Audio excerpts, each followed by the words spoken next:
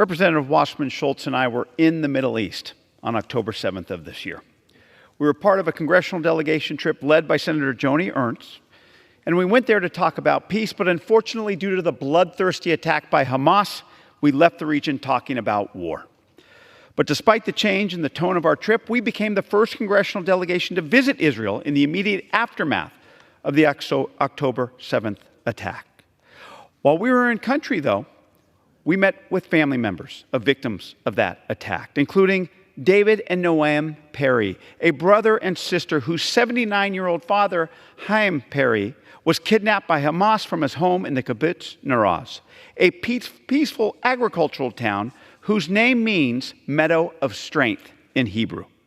A town whose 400 citizens probably could be seen prior to the attack taking to the streets to peacefully protest the prime minister's right-wing government. Yet on the morning of October 7th, that town was anything but peaceful, as the Hamas attack left it smashed up and smoldering, with one of four of its residents either murdered or kidnapped. That day, Hamas lived up to its definition as a genocidal terrorist organization, as it attacked Israel to kill Jews, to kill the Jewish society, and to kill peace. As part of that goal, Hamas attacked Naros and murdered 27 of its inhabitants and took 73 hostages to Gaza. At the time of the attack, Chaim was not only the leader in that community, he was also a longtime peace activist for the Israeli-Palestinian issues. He's the type that would drive sick Palestinians from Gaza into Israel and be cared for at Israeli hospitals.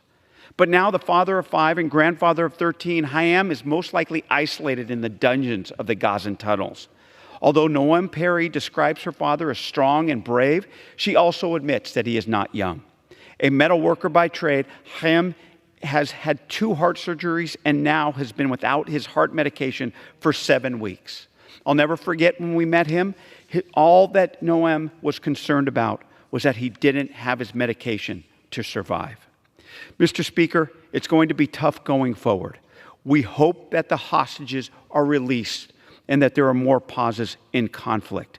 We hope to pass and provide meaningful support and humanitarian assistance so that Israel can continue to defend itself from the existential and constant threat of Hamas. Mr. Speaker, although things may never be the same for Naraz, for Chaim, and for the family, we do know that because of its determination to survive and succeed, the same determination it has shown for over 75 years in its existence, Israel will continue to be that meadow of strength in the Middle East for peace, for prosperity, and for democracy.